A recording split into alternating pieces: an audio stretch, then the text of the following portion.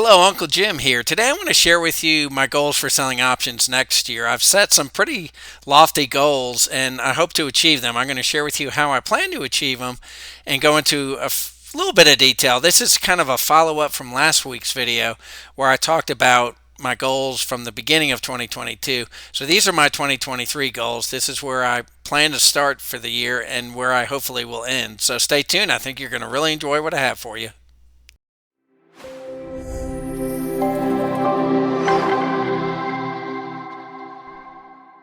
Okay, let's jump in and go ahead and get started. I have a lot to cover. Now, this video is a follow up to last week's video, so I'll have a link up above if you want to take a look at that video first. But before I jump into the goals for 2023, I do want to give a quick market update. The market's quite a bit down today. We had a great day yesterday. I think it was up 500. I think it's down, and that's the Dow. And I think the Dow's down 700 today. The Nasdaq is down 300 points. So I think a lot of people may be taking profits, and I think there's a few things happening that have people a little bit worried, but I still believe we've hit the bottom. I think we hit it back in October, and I do think in January or February, I do think we're going to get a bounce, maybe even tomorrow or next week. But in the meantime, the worst thing you could do now is to sell and to take your losses. If you've got some positions in the money like I do, then look at managing them. Can you roll them, out and pick up more premium and keep them at the same strike or maybe a lower strike? So just kind of manage your fear. I think we're gonna, like I said, get a bounce, and I think some of what's in the money now will come back out of the money, or the price of the stock or ETF will be above what your strike price is. Just hang in there. Try not to freak out. Try not to panic. Like I said before, the worst thing you could do is actually sell and realize those losses. Warren Buffett likes to, buy when people are full of fear and sell when people are being greedy. So, and there are some really good opportunities out there. So I encourage you, if you got some cash on the side, look at potentially investing in some good companies right now that are paying really good dividends that are, I feel, oversold. So that being said, last video I shared details about what I did in 22. I averaged right around, I think, just shy of 3,200 a month. I had some months that were 36, 3,700, some that was 20, 23, 2,400. And in that video, I went into a fair amount of detail. I didn't go into the specific trades of each month because that would have been probably 150 trades or something along those lines, maybe 100 trades. So here above me, I've got the actual goals that I'm looking at doing this year. So for a monthly total, and this is all my accounts, I'm looking to bring in 4,000 a month compared to 3,000 for 2022. I had a lot of people add comments and they suggested go for 4,000, push yourself a little bit more and try for 4,000. So that's what I'm going to shoot for, and hopefully by the end of the year I'm earning 4,000. Not planning to start there in January, but to build up and by the end of the year be at 4,000. I also wanted to share with people that I've been getting a lot of questions about how much can I make, with my accounts. I've had people say, well, I'd like to earn 6% every month. And other people who actually, I had one person suggest that they could make 10% every month. I've never been able to do that. Last year with the bull market, I came close to 3 or 4% for for maybe a month or two, and then the next month it would be a lot lower.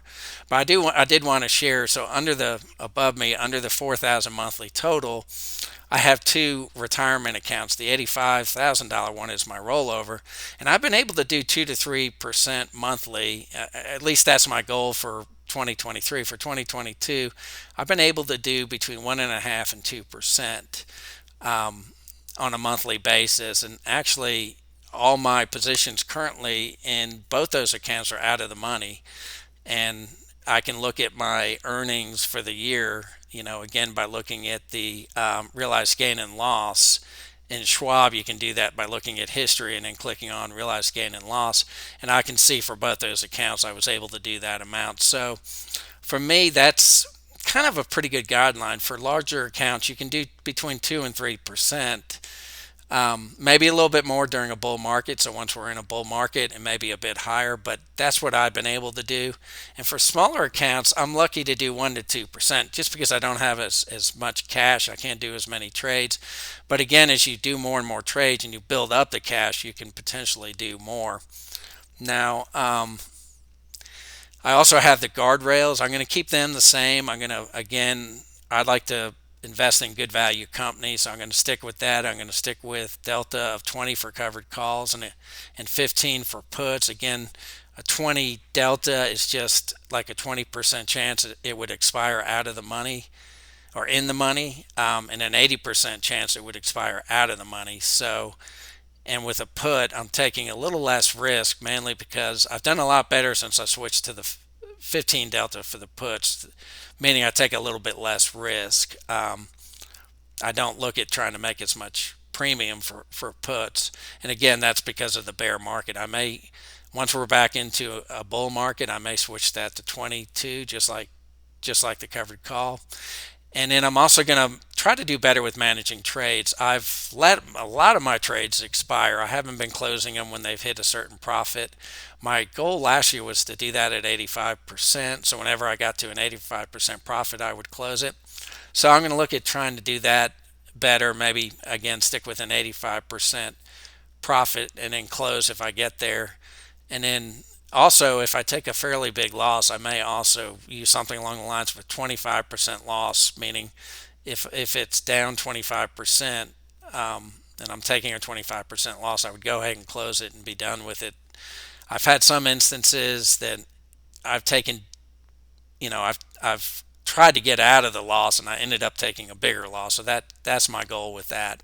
And I'm probably going to do that in these two accounts. So I'm going to be a lot more diligent. The 85,000 account that I mentioned up above and the 45,000. In those, I don't need to worry about taxes or anything along those lines. So I can easily close them and reopen them. And I think I can do a little bit better. Now, can I do better than the 2 to 3% monthly for the 85,000? I don't know. We'll find out together if you want to continue watching my videos. Now, realized gain and loss, that's something else that I may show at the very end of the video. I'll show you what it looks like within Schwab, and I'll actually show you with the $85,000 account what that looks like. And again, most of the brokers should have that. And as always, I'm going to stick to safe strategies. I'm sticking to the vertical put credit spread, the cash secured put, and the covered call. I'm primarily going to do those three. I do plan each quarter, and I did this last year and planned to do it, but then with the bear market, I didn't. I'm going to try a new trade probably every quarter. So every 3 months, I'm going to do a new type of trade. Like I'm probably going to do some iron condors and, maybe an iron butterfly or a strangle or something like that. But I'm only going to do those quarterly, and I'll probably only do it with a trade or two. So again, to me, it's important to stay simple, stay safe, and to make this very passive. I only spend a couple hours a day, if even that. Some days I never get on, like this past Tuesday, I never got on. It was kind of a rough day for me. My dog passed away, so yeah, I had to deal with that on Tuesday, and the last thing I wanted to do was to get on the market. So, well, that being said, I also wanted to mention if you want to take a look at my memberships, my Patreon memberships, I have 2 levels. Details will be below. And as always, subscribe. I'm a growing channel, kind of increasing the numbers and trying to add more bells and whistles. So, and always add a comment, or I like to answer all my comments. So rarely have I ever missed a comment. So that being said, let's jump into the next part of the video, and I'll share with you what the gain and loss looks like within Schwab. And I may also jump into my planning worksheet a little bit more to talk a little bit more about my plans for next year. So stay tuned. Let's jump into the next part of the video. Okay, I've opened up my Schwab account and I went to the history page for the specific account I wanted to look at. This is my rollover IRA. And then I went and clicked on the realized gain and loss. The reason I don't scroll up is I don't really want to show my account number. But here you can see it's reporting period 101.22 to 12.22, 12.22.22. Hard to say that. This is I still have what another week I have tomorrow of trading. Well, of course, what's rest of today, tomorrow, and then a good bit of next week. I'm not quite sure what days are closed, but you can see I've made $12,233 in total gain and loss, and it breaks it down by long term, short term. So you can see on an $85,000 account, I've been able to do about 1.5%. And I have probably 4 or 5 trades I'm going to probably close before the end of the year that will probably add another 2,000 to this, maybe 1,500, but it'll be closer to probably 14,000.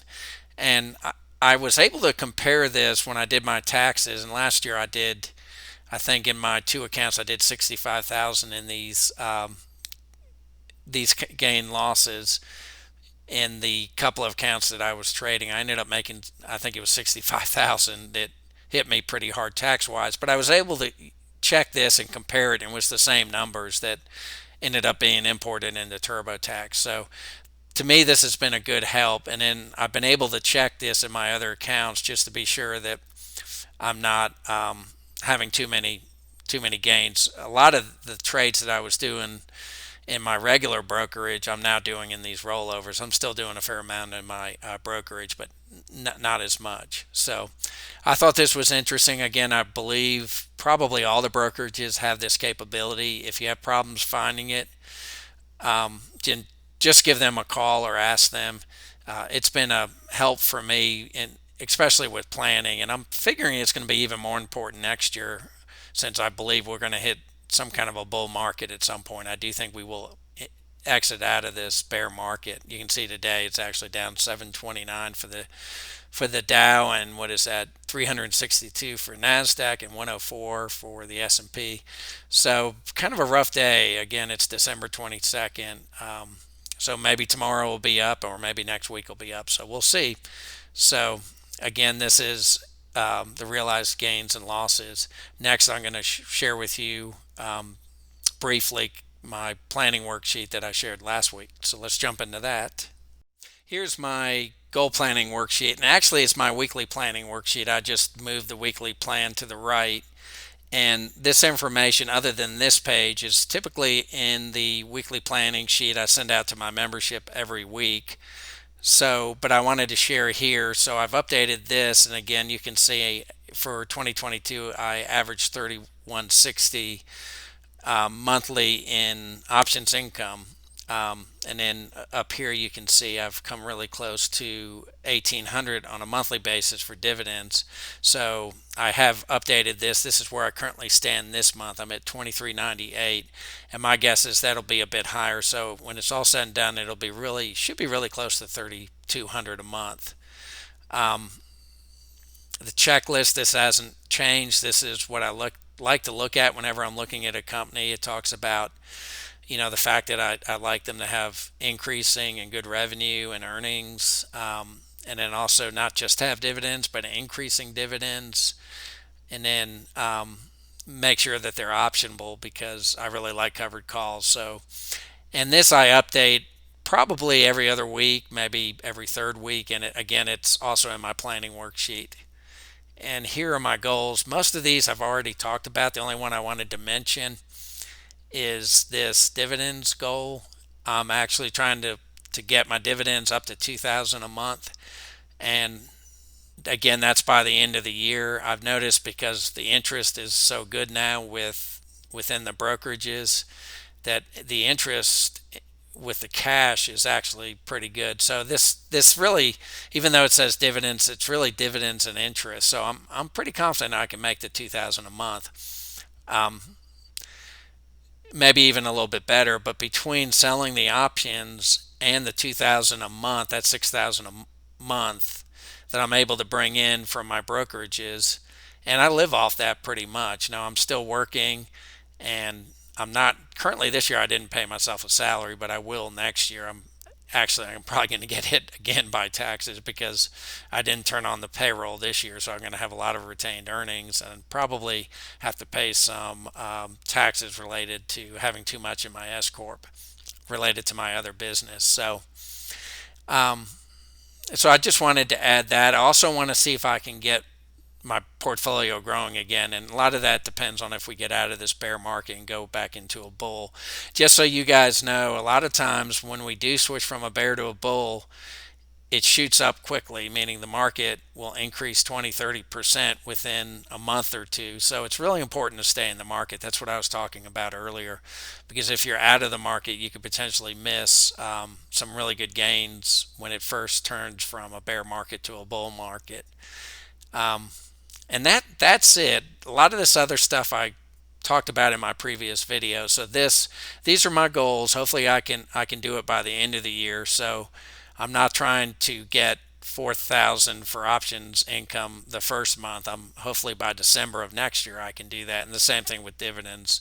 I'm currently pretty close to 1,800 and hopefully by the end of the year at 2,000. So I'd be curious to hear what you guys are planning. What are your goals? And any questions you might have, please add them below. Again, I like to answer comments. I typically, since I don't have a whole lot of comments compared to some other YouTubers, I typically always answer them and we'll get into some pretty good discussions. So I hope you enjoyed this and I hope you have a wonderful Christmas. Thanks for joining me.